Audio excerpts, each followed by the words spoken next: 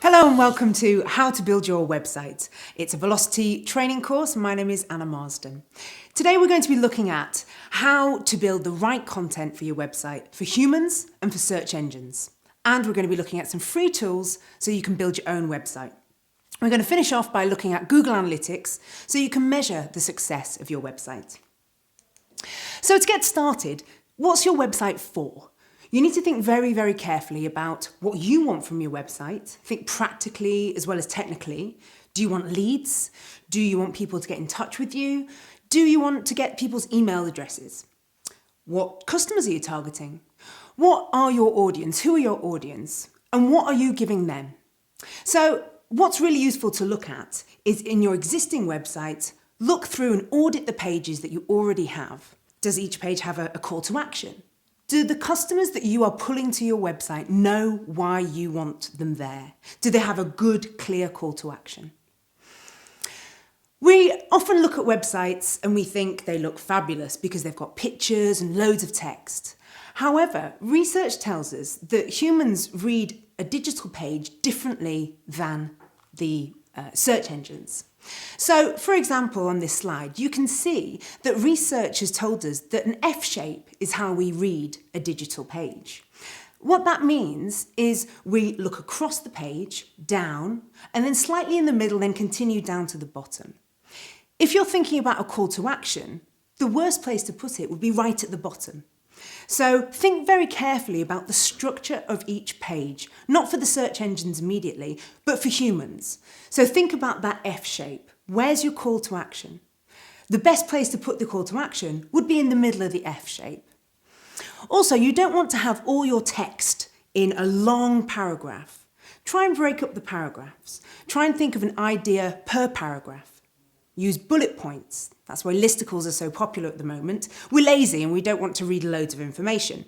So if you help the reader understand in very short sentences and short paragraphs what you want them to take away from the page, it's more useful ultimately for them.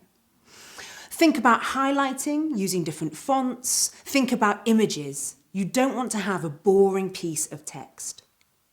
You also want to make sure that people, when they get to your website, can view it on the device that they're using. Now, we walk around with phones in our hands thinking that they're just phones. They're not, they're mini computers, and people use mobile to use the internet. They search and they use the internet to look at your website. Make sure, therefore, your website is responsive. And what that means is your website will respond to the size of the screen that the person's using. So if they use a mobile, the website will respond to that small shape. If it's a tablet, same. If it's a desktop or a laptop. This is very important because you don't want people to jump off your website as soon as you've got them there because they can't read it. So think very carefully about humans and how they read website content. So you also want to think about how search engines read your website. Do they understand what's on the page? So in terms of basic search engine optimization, think of Google, for instance, who are a huge search engine company. They have about 90% of the UK web traffic through Google. Yahoo and Bing also exist, but 90% of the UK adults use Google. Google is a librarian in this sense. They understand the content and the resource on a page, and they deliver it to a customer that's looking for it. Search engine optimization helps the Google bots, their little robots that travel all over the internet, to find out the content of your page. What search engine optimization is helping those bots understand the detail and the content on each page. Now you can do this by following a simple structure, which we'll get to later on. Search engine optimization is full of many ingredients. Think of it as a recipe. It's a recipe of different amounts, different ingredients. And Google specifically are changing these all the time. If you upload your content regularly, then the Google bots will see this as new, and you've got more chance of being up in the search engine results page, up to the top. Everyone wants to be on page 1 of Google, but it's not an exact science. You can help with basic search engine optimization. So updating your content, making sure that the keywords that you select in the back of the website reflect the information that's on the front of the website. You want to make sure that you have a website that loads quickly, because the Google bots have got loads and loads of information to search. They don't want to spend too long trying to find out what's on your page. So the actual technical structure of the website is important too. So a good place to start is by thinking, what words describe the products and services that you as a business deliver? Now, bear in mind different colloquialisms, bear in mind how people might refer to a product that you have or a service that you have. If you deliver first aid training, someone might have a different name for that. Think about all the ways that people can describe a service that you deliver and create your keywords around this. Now, with Google AdWords, you can access their tool, their keyword tool, which will help you come up with which keyword or phrase is the best for you to use. It used to be free, it's not anymore. So you might have to think about spend, but there is a tool to help you choose the right keywords for you and your demographic. So, coming back to linking the key phrases with a web page. This is a really good structure, a really good approach to your website. So what you want to do is include broad keywords and maybe specific local keywords as well. If you're a plumber in Northampton, say, you might want to use that plumber in Northampton as a keyword phrase. Now, what you need to do with that is make sure that the Google bots, less the humans, can understand that that's in the back of the page. So therefore, when the Google librarian is looking for the resource for the person that's looking for a plumber in Northampton, that your website gets delivered to them. Now, this is search engine optimization, SEO, in its simplest form. If we can look at this slide here, it's a table that gives you an idea of writing the product and service, choosing a keyword and selecting your web page for it. This is a really good exercise to do with everyone who is in charge of doing the website. You can do some customer research about the words that they use. That might be useful as well. So we've got a good idea of search engine optimization. In terms of keywords, we've got a good idea of how humans read the page. We've probably got a good idea of why you want a website. What's it for? What do you ultimately want out of it? Now we have to ask ourselves, how are we going to build it? And there's lots of different options available. There are WYSIWYG builders, and that sounds dramatic, but it stands for what you see is what you get. So the image that you will see while you're crafting a page for your website is exactly what it's going to be like on the page. There are WordPress content management systems. There are Drupal. There are Joomla. There are lots of different options for you to be able to build a website so that you can write the content in the back, approve it, make sure it's readable, and then you can publish. So coming back to the question that I asked at the beginning, what do you want from a website? What's quite important, I would think, is to make sure that you don't have to go to a third party to upload content to your website. Especially because we know that uploading new content regularly helps the Google bots and helps your search engine optimization. So you don't want to have to pay or go to a third party to upload new content, especially if you're thinking about blogging or updating your website regularly. So with a content management system like WordPress, like Joomla, like Drupal, you can do this yourself. With a WYSIWYG, or what you see is what you get, you can also do it yourself. I would say that's a key reason to choose one of these website builders. Some of the other reasons to choose these are that the content management system allows you to work in collaboration with people. WordPress.org is created for organisations rather than blogging, which is your WordPress.com, and it's important not to get those two confused. So my example today is going to be WordPress specifically. You can choose WordPress.com just to deliver a blog to your audience. However, if you want to have more detailed, more professional, more options to customize your website, you want to be looking at WordPress.org.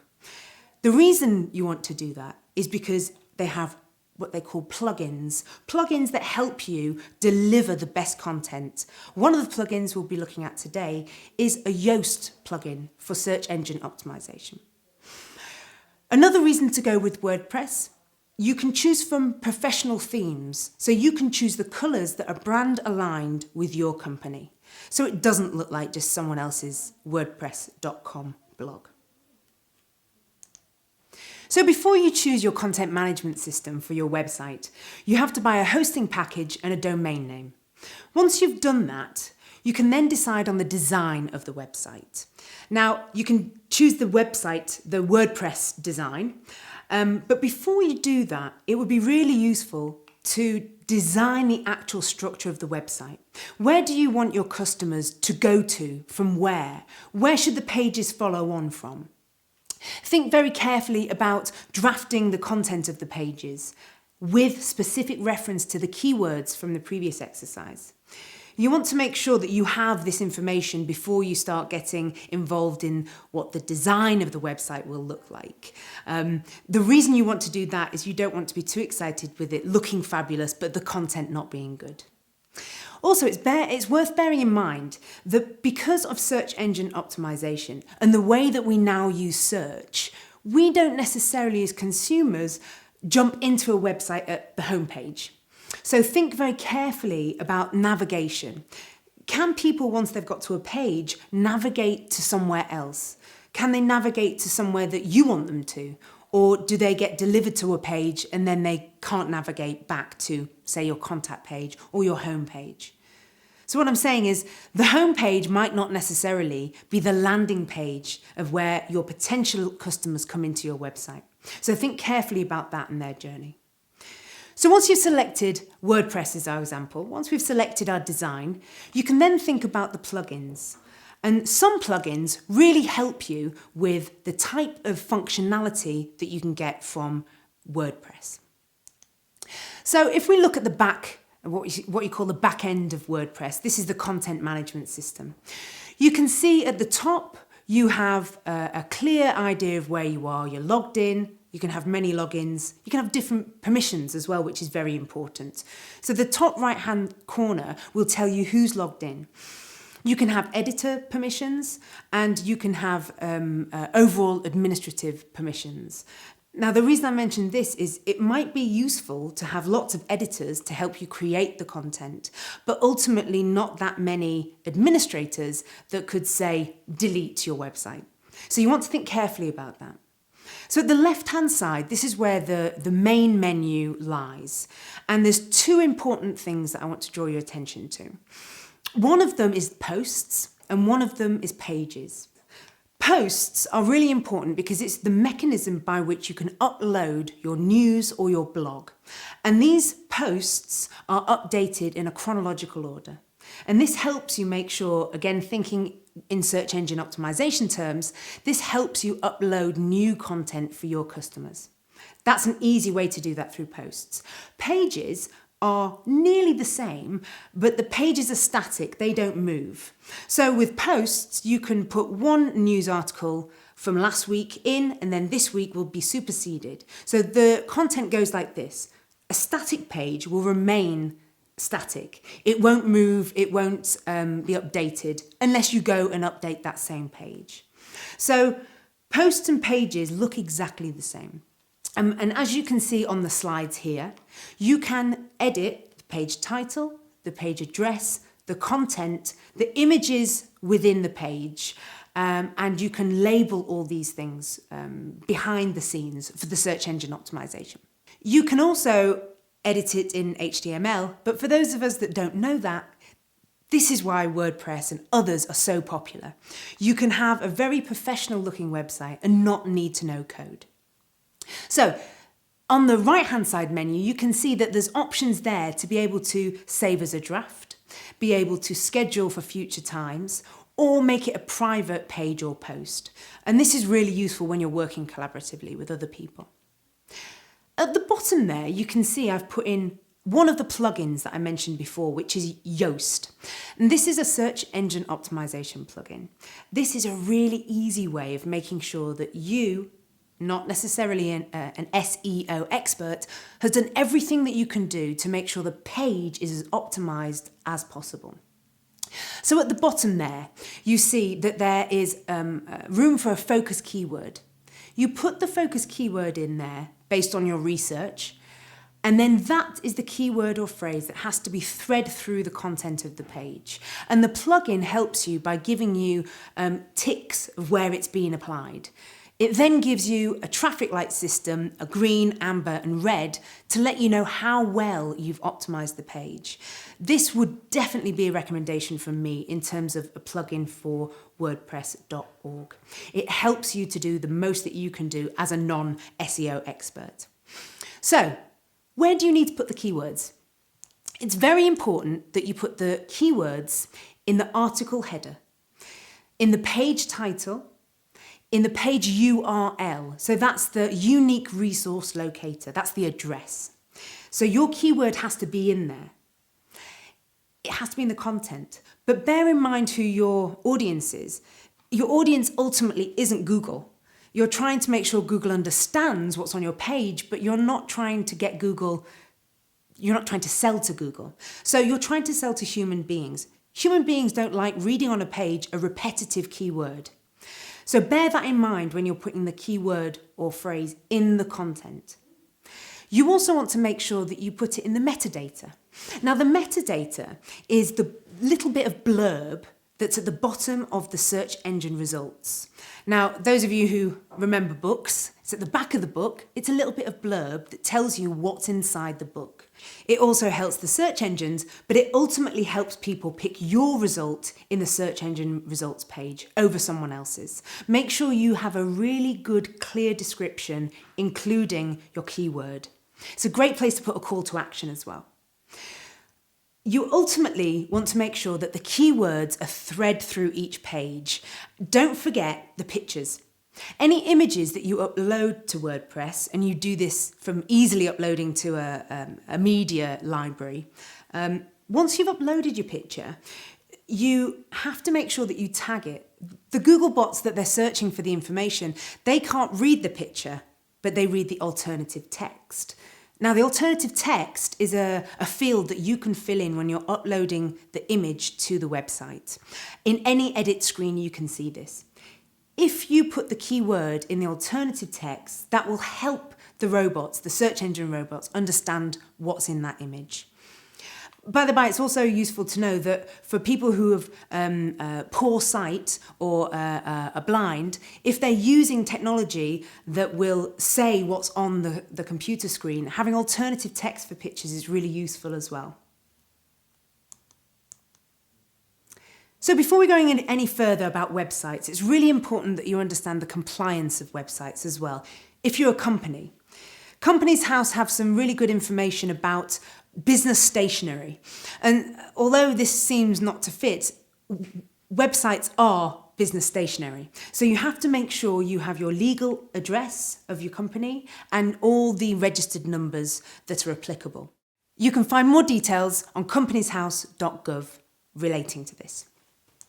Okay, so once you've set up your website, you've got a good clear idea of who you're talking to, what you're saying, what you want them to do, you've developed your website, you've put all the content on there, and you're ready to go. Lots of people say to me they've got a website, but it doesn't work for them. I then ask them, do they measure if it works or not? And if you don't measure, then how do you know that your website's not working?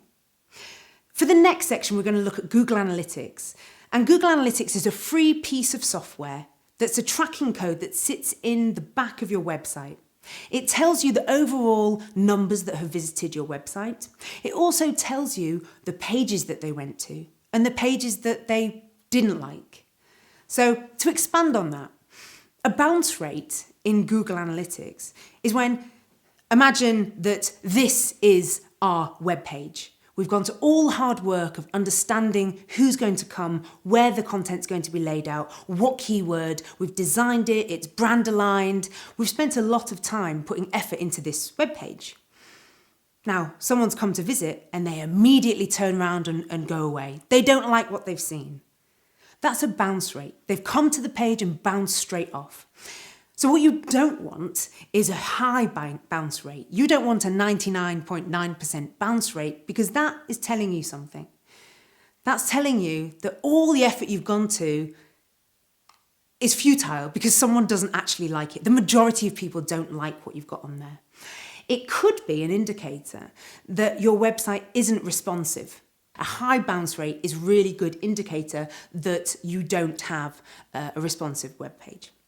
So, not only does Google Analytics tell you the general numbers of who came to your web page, it tells you where they've come from, whether it's a social media site, whether it's a newspaper, whether they have stayed on the page for a long time.